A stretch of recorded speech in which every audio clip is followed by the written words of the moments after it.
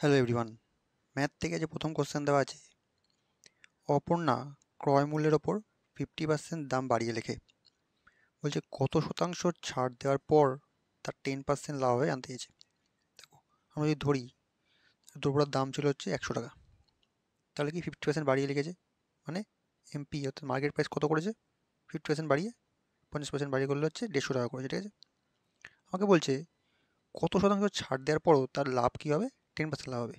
তাহলে 100 টাকার উপর যদি 10% লাভ করতে হয়, তাহলে দ্রব্যটাকে 110-এ বিক্রি করতে হবে। ঠিক আছে, তাই 150 টাকার মালটা যদি 110-এ বিক্রি করি, তাহলে আমরা ছাড় কত দিচ্ছি, ছাড় দিচ্ছি নিশ্চয়ই 40 টাকা ছাড় দিচ্ছি।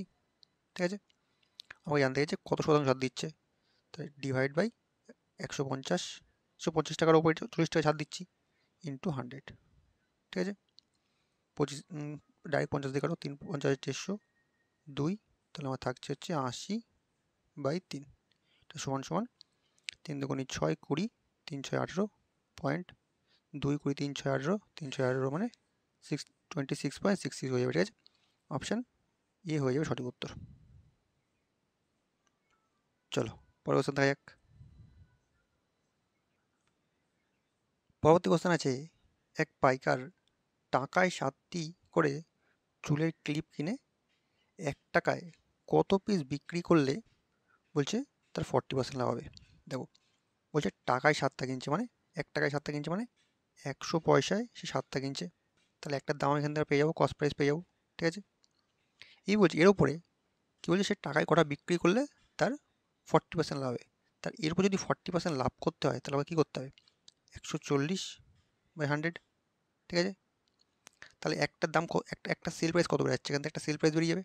তাহলে ইজিক্যাল টু একটা সেল প্রাইস বেরোবে হচ্ছে, যদি 7 দিয়ে কাটি, 7 দুগুণি 40 মানে 20, 100 কেটে যাচ্ছে, তাহলে আমার হচ্ছে একটা সেল প্রাইস যদি 20 পয়সা আমরা করি, তাহলে আমি তার 40% লাভ করতে পারছি। ঠিক আছে, তাহলে টাকায় কটা বিক্রি করতে হচ্ছে, টাকায় মানে হচ্ছে 100 পয়সায়, 100 পয়সায় একটার দাম যদি আমি 20 পয়সা নিই, তাহলে আমি টাকায় 5টা বিক্রি করছি।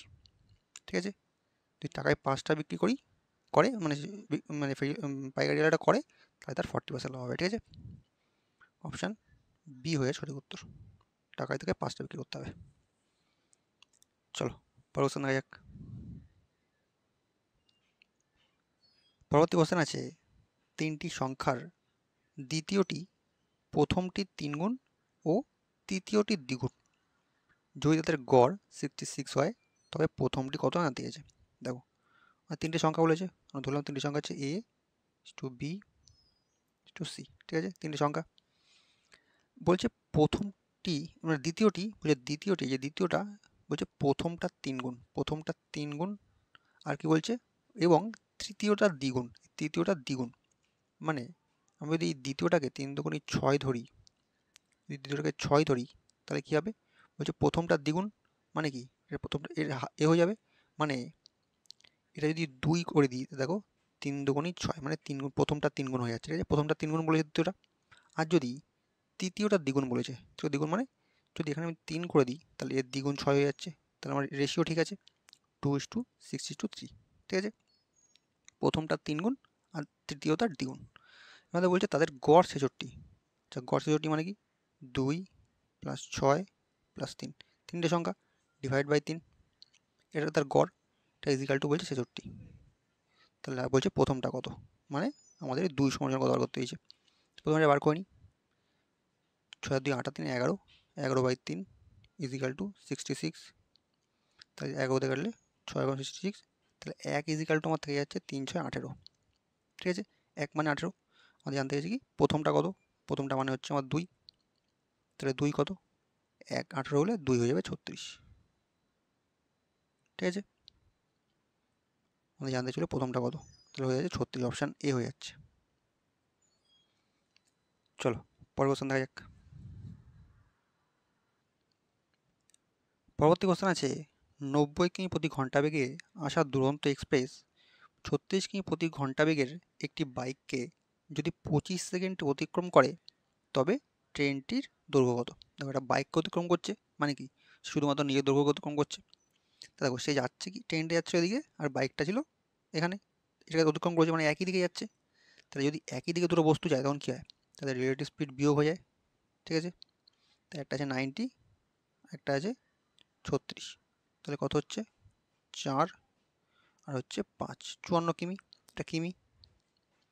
কিন্তু এখানে দেখো বলছে 25 সেকেন্ড অতিক্রম করছে, মানে এটাকে সেকেন্ডে দেওয়া আছে, মানে আমার এই কিমিটাকে, আমার এই কিমি পার ঘন্টাটাকে মিটার পার সেকেন্ডে কনভার্ট করতে হবে। তার জন্য কী করতে হবে, এটাকে 5/18 গুণ করতে হবে। 5/18 গুণ করো, 18 গেলে 3, 3 আর 54, মানে আমার হচ্ছে 15 মিটার পার সেকেন্ড। ঠিক আছে, এবার আমাদের কি ডিস্টেন্স বার করতে হবে, ট্রেনটা দৈর্ঘ্য বার করতে হবে। আর ডিস্টেন্স ইকুয়াল টু আমরা কি জানি, স্পিড ইন্টু টাইম। স্পিড পেলাম হচ্ছে 15 মিটার পার সেকেন্ড, আর টাইম পেলাম হচ্ছে 25 সেকেন্ড। 25 ইন্টু 15 গুণ করে দাও, গুণ করলে হচ্ছে 5 25, 125-এর 5 থেকে 12, 25 আর 12 37। তাহলে আমার ট্রেনটা দৈর্ঘ্য হয়ে যাচ্ছে 375 মিটার। বোঝা গেল? অপশান এ হয়ে যাচ্ছে আমার সঠিক উত্তর। চলো পরের কোশ্চেন দেখা যাক। পরবর্তী কোশ্চেন আছে 15, 18, 27 এবং 30 দ্বারা 3 অঙ্কের বৃহত্তম বিভাজ্য সংখ্যা কী হবে জানতে বের করতে বলেছে। তাহলে আমাদের কী করতে হবে, এই তিনটাকে প্রথমে লসাগু করতে হবে। 15, 18, 27 আর আছে 30। আমরা লসাগু বার করি, কত হচ্ছে, প্রথমে আমরা 3 দিয়ে দিই, 3 5 15, 3 6 18, 3 9 27, 3 10 30। এবার যদি আমরা আবার 3 দিয়ে দিই, তাহলে এখানে 5 থাকছে, এখানে 2, এখানে 3 3 9, এখানে 10 থাকছে। ঠিক আছে, যদি আমরা 5 দিয়ে দিই, 5 1 5, 2 3, 5 2 10। ঠিক আছে, আরেকবার 2 দিয়ে যাবে, 1 1 3 2। ঠিক আছে, 3 সরি 1, এখানে 1 হবে। তাহলে কী হচ্ছে, 3 3 9, 3 15 45, 45 90, 90 ইন্টু 3, 3 9 27, মানে 270 হয়ে যাচ্ছে আমার লসাগু। এটা আমাদের কী বলেছে, আমাদের বলেছে 3 অঙ্কের বৃহত্তম সংখ্যা, তাই তো? তাহলে 3 অঙ্কের বৃহত্তম সংখ্যাকে দিয়ে এটাকে ভাগ করে দাও, 3 অঙ্কের বৃহত্তম সংখ্যাকে 270 দিয়ে ভাগ করে দাও। তাহলে কত হচ্ছে, যদি আমরা 4 বাদ দিই তাহলে বেশি হয়ে যাবে, তাই তো? যদি 3 বাদ দিই, 3 বাদ দিয়ে দেখি, 3 বাদ দিলে 3 0 0, 3 7 21 1, আর থেকে 2, 3 2 6 2 8, 810 হচ্ছে। বিয়োগ করো, তাহলে 9 থাকছে, 8 থাকছে, 1 থাকছে। তাহলে কোন সংখ্যাটা, এবার এর থেকে 3 অঙ্কের বৃহত্তম সংখ্যা থেকে যে সংখ্যাটা বিয়োগ করে দাও, তাহলে সেই সংখ্যাটা পেয়ে যাবো 189। বিয়োগ করে দাও, বিয়োগ করলে আমার দাঁড়াচ্ছে 9 9 মিলে গেলে 0, 8 আর 1 9, 1 তে 8, মানে সংখ্যাটা হচ্ছে 810। বোঝা গেল? অপশান দেখো সিতে আছে 810, অপশান সি হয়ে যাচ্ছে আমার সঠিক উত্তর। 3 অঙ্কের বৃহত্তম সংখ্যা হচ্ছে 810, যেটা এটা দিয়ে বিভাজ্য। ঠিক আছে, চলো পরের কোশ্চেন দেখা যাক।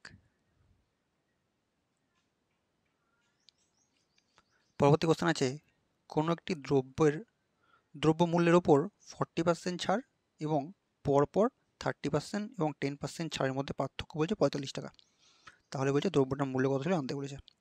তো আমরা 30% আর 10% ছাড়টাকে যদি একবারে কম্বাইন করি, সেটা বার করার নিয়ম কি?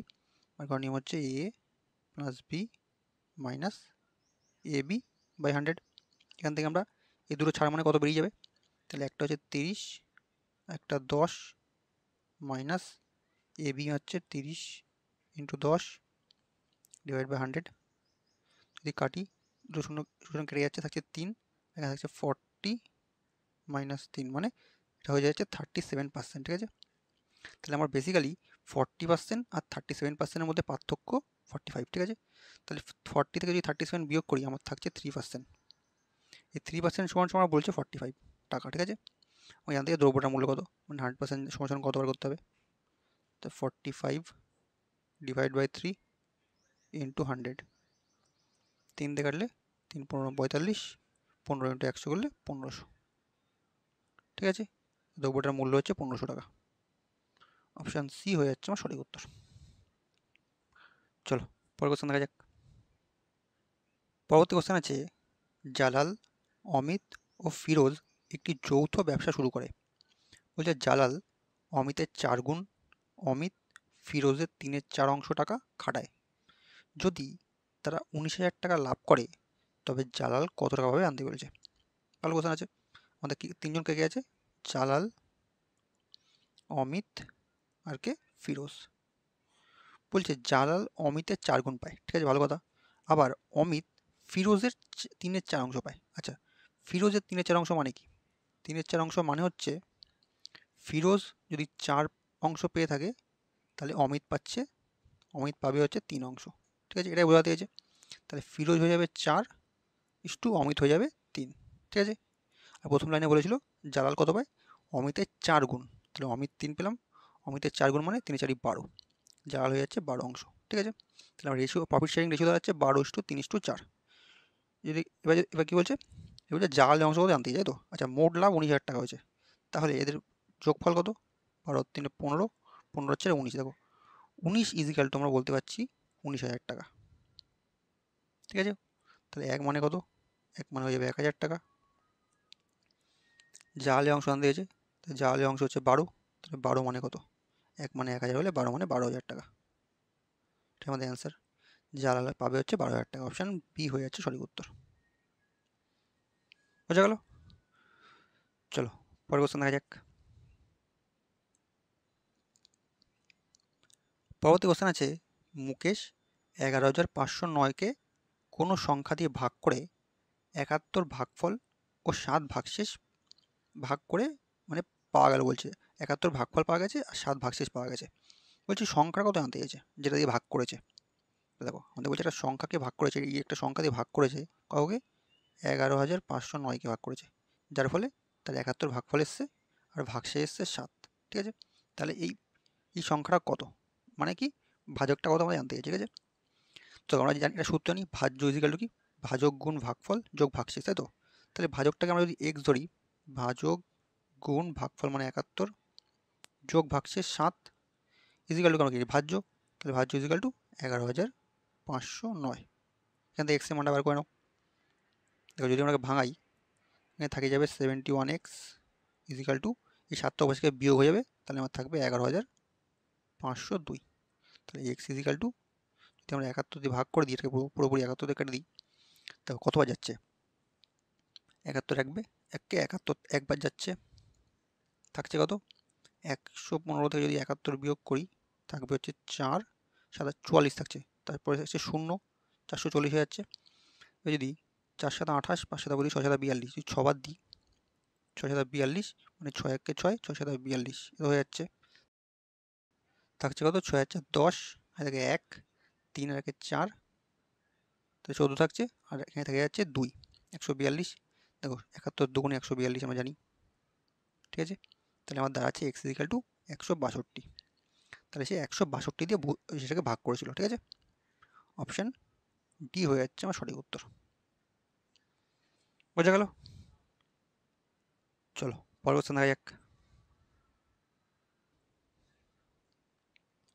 পরবর্তী কোশ্চেন আছে, 2 প্রকার ঔষধে অ্যালকোহলের মাত্রা 1.5% এবং 2.5%।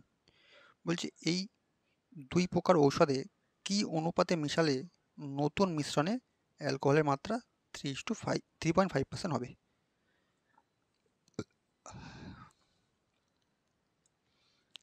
দেখো সোজা কোশ্চেন আছে, কী করতে হবে, অ্যালিগেশন পদ্ধতি ইউজ করতে হবে। আমাদের বলছে একটা মিশ্রণ আছে 1.5% আর একটা আছে 2.5%, আর টোটালটাকে মেশাতে কত হচ্ছে 3.5% হচ্ছে।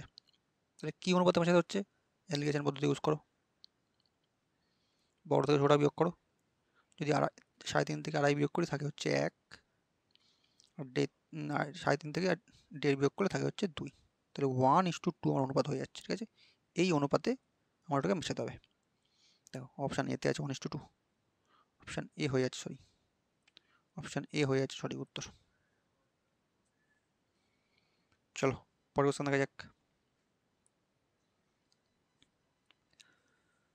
পরবর্তী কোশ্চেন আছে, যদি কোনো সংখ্যার 5/7 অংশের 70% সমান 90 হয় তবে সংখ্যাটি কত হবে জানতে হয়েছে। দেখো ধরলাম সংখ্যাটা x, তার 5/7 অংশ মানে 5/7, এর আবার 70% মানে ইন্টু 70% মানে 70/100, এটা ইজিক্যাল টু কত বলেছে 90 বলেছে। তো এখান থেকে x এর মান বার করে নাও। যদি আমরা 7 দিয়ে কাটি 7 10 70, 10 দিয়ে কাটলে 9,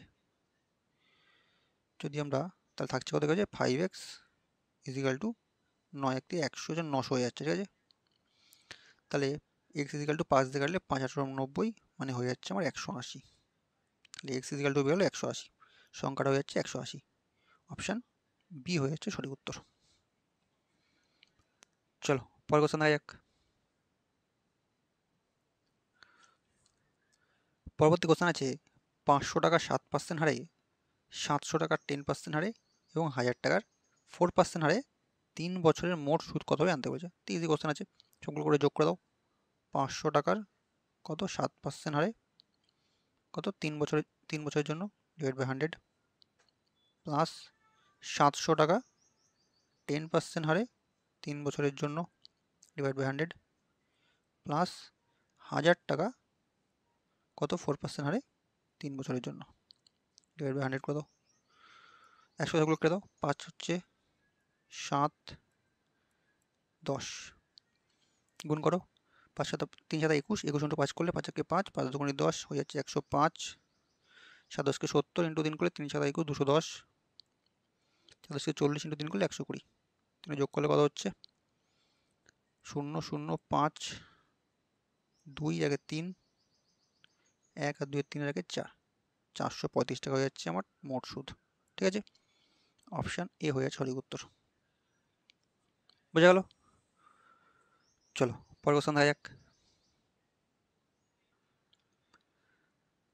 পরবর্তী কোশ্চেন আছে 0.5 ইন্টু 0.05 ইন্টু 0.005 ইন্টু 500 কত জানতে বলেছে। তো দেখো ভালো কোশ্চেন আছে কোনটা, অনেকে ভুল করে, সংখ্যা ভুল করে। দেখো এটা করা সবচেয়ে সোজা নিয়ম হচ্ছে, দেখো পয়েন্টের পরে কটা সংখ্যা আছে, এখানে একটা সংখ্যা আছে, এখানে দুটো সংখ্যা আছে, দুটোকে গুণ করো। তাহলে পয়েন্টের পরে মোটামুটি 3টে সংখ্যা হবে। ঠিক আছে, দেখো 0.5 5 25 আছে, 25 বসিয়ে দাও, মোট 3টে সংখ্যা হবে, আগে একটা শূন্য বসিয়ে দাও, একটা গুণ হয়ে গেল। ইন্টু কি আছে, ইন্টু আছে 0.005। এবার পয়েন্টের পরে কটা শূন্য আছে, মানে কটা সংখ্যা আছে, একটা দুটো তিনটে চারটে পাঁচটা ছটা, মোট 6টা সংখ্যা আছে। তাহলে 5 দিয়ে যদি 25কে গুণ করি, 5 25 আমার 125 আসছে। এখনও মোট 3টে সংখ্যা হবে পয়েন্টের পরে, তো 0 পরে আরও 3টে শূন্য যোগ করে দাও, এটা গুণ হয়ে গেল। এবার আছে ইন্টু 500, 500 গুণ করো, 25 দিয়ে যদি 5কে গুণ করি 5 5 125 625 হয়। ঠিক আছে, 625। ঠিক আছে, আর এবার কি আছে, কোনো পয়েন্ট নেই, ইন্টু দুটো শূন্য আছে, মানে কি এই দিক থেকে দুটো শূন্য কমবে, তার মানে এটার পরে পয়েন্ট হয়ে যাবে 0.065 হয়ে যাবে। ঠিক আছে, এখানে 3টে শূন্য ছিল, দুটো শূন্য এবার গুণ আছে, দুটো শূন্য এদিকে কেটে যাবে, তার মানে হয়ে যাবে 0.065 আমার অ্যান্সার। বুঝতে পারলে কোনটা? অপশান দেখো এতে আছে 0.0625। ঠিক আছে, হয়ে যাচ্ছে আমার সঠিক উত্তর। চলো পরের কোশ্চেন দেখা যাক। পরবর্তী কোশ্চেন আছে ই এবং এফ একত্রে 10 দিনে একটি কাজ করে, যদি ই কাজটি 30 দিনের মধ্যে করতে পারে তবে এফ কত দিনে করতে হবে জানতে বলেছে।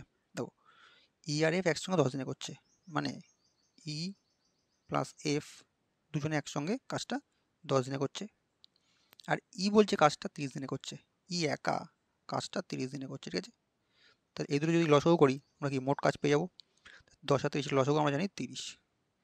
এবার এফিসিয়েন্সি বার করো, 3 10 কে 30, 30 1 কে 30, এর দুজনের এফিসিয়েন্সি 3 আর এর একার এফিসিয়েন্সি 1। এবার আমরা এই যে ই প্লাস এফ এর থেকে যদি ইটা বিয়োগ করে দিই তাহলে কি আমরা এফ পেয়ে যাবো। ঠিক আছে, এই ই কেটে যাবে, শুধু এফ পড়ে থাকবে। তাহলে এদের দুজনের এফিসিয়েন্সি কত 3 মাইনাস ই এর এফিসিয়েন্সি 1, তাহলে এফ ইজিক্যাল টু আমার পড়ে থাকছে 2 মাইনাস 3 মাইনাস 1 করলে 2, মানে এফ একদিনে 2 অংশ কাজ করে, আর মোট কাজ আমার 30 অংশ, তাহলে কদিন টাইম লাগবে 30/2 ইজিক্যাল টু 15 দিন টাইম লাগবে। ঠিক আছে, এফ একা কাজ করলে কাজটা 15 দিনে শেষ হয়ে যাবে, অপশান এ হয়ে যাচ্ছে সঠিক উত্তর। চলো পরের কোশ্চেন দেখা যাক। পরবর্তী কোশ্চেন আছে এস একটি কাজের 50% অংশ একদিনে শেষ করে, বলে টি কাজটির 25% অংশ একদিনে শেষ করে, তাহলে উভয় একত্রে কতদিনে কাজটা শেষ করবে জানতে বলেছে।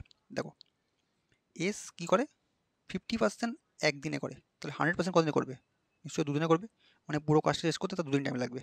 আর টি কি বলছে 25% কাজ একদিনে করে, তাহলে কি 100% কাজ করতে কতদিন টাইম লাগবে, নিশ্চয়ই 4 দিন টাইম লাগবে। 25% কাজ একদিন করলে 100% করলে 4 দিন টাইম লাগবে, তাহলে এস একদিনে করছে 2 অংশ, মানে এস পুরো কাজটা 2 দিনে করছে আর টি পুরো কাজটা 4 দিনে করছে, তাহলে একত্রে কাজ করছে।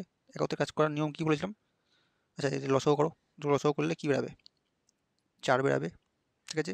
এফিসিয়েন্সি 2 দুগুণে 4, 4 1 4, বলছি তাহলে একত্রে কাজ করতে হবে। একত্রে কাজ করলে মোট কাজ 4 অংশ ডিভাইড বাই এফিসিয়েন্সি 2 + 1 3। এতদিনে এটাকে ভাঙাও, 3 1 3, 0.0 10, 3 3 9, আবার 10, 3 3 9, 3 3 চলতে থাকবে, মানে এটা হয়ে যায় আমার অ্যান্সার। শেষ করতে 1.33 দিন টাইম লাগবে। বোঝা গেল? চলো পরের কোশ্চেন দেখা যাক। পরবর্তী কোশ্চেন আছে 3.6, 6.9 এবং 11.4 এর চতুর্থ সমানুপাতি কীভাবে আনতে বলেছে। দেওয়া আছে 3.6, 6.9, 11.4 আর আমাদের চতুর্থ সমানুপাতি বার করতে বলেছে, ঠিক আছে। তো আমরা কি জানি? আমরা জানি হচ্ছে মাঝখানে দুটোর গুণফল ডিভাইড বাই প্রথমটা দিয়ে ভাগ, তাই তো। তাহলে 6.9 ইন্টু 11.4 ডিভাইড বাই 3.6। পয়েন্ট তোলো, এটা পয়েন্ট তুললাম, এখানে পয়েন্ট তুললাম, এই পয়েন্টটা তুললে ইন্টু 10 এক্সট্রা চলে আসবে এখানে। যদি আমরা কাটি, 3 দিয়ে কাটো, 3 23 69, 3 12 36, 2 দিয়ে কাটলে 6, 2 দিয়ে কাটলে 5 দুগুণে 10, 7 দুগুণে 14, যাচ্ছে কি? আর যাচ্ছে না, তাই তো। মানে 57 এখানে থাকছে, ইন্টু 23 আছে, গুণ করো, 3 7 21 1 থেকে 2, 3 5 15 2 17, 7 দুগুণে 14, 4 থেকে 1, 5 দুগুণে 10 থেকে 11, তাহলে হচ্ছে 1 7 4 11 1 থেকে 1, 2 এর আগে 3, 1311, 1311 আসছে, আর নিচে 6 ইন্টু 10 করলে 60 আসছে। এটা ভাগ করে দাও, যদি ভাগ করি আমরা, সরি, তাহলে দেখবা কত আসবে, করে দেখো। যদি আমরা 2 দিয়ে দিই, 6 দুগুণে 12, 120, থাকছে কত? 11, 11 ইন্টু 1 মানে 111 থাকছে, তাহলে যাবে কত? 1 দিয়ে, 60 1 60, 60, তাই থাকবে হচ্ছে 1 5 51 থাকবে, পয়েন্ট নাও, 0 510 হচ্ছে, 6 দিয়ে করলে 4 6 24, 5 6 30, 6 36, 6 7 42, 6 8 48, 8 দিয়ে দাও, 6 8 48, 6 8 48 মানে 480, থাকছে কত? 3 30, 0 0 একটা, 5 6 30, তাহলে 300 মিলে যাচ্ছে, ঠিক আছে। তাহলে আমার হচ্ছে 21.85 হয়ে যাচ্ছে অ্যান্সার, ঠিক আছে। 21.85 কোথায় আছে? 21.85 কে 9 করে দিয়েছে, দেখো 21.9 করে দিয়েছে, ঠিক আছে। 21.85 কে আমরা 9 লিখতেই পারি, ঠিক আছে, লিখতেই পারি। তাই এটা হয়ে যাচ্ছে আমার সঠিক উত্তর। চতুর্থ সমানুপাতি হয়ে যাচ্ছে 21.9, ঠিক আছে। চলো আজকে এখানে কোশ্চেন থাকছে। ভিডিওটা ভালো থাকলে অবশ্যই লাইক করে দিও, আর চ্যানেল নতুন থাকলে চ্যানেল সাবস্ক্রাইব করে নিও।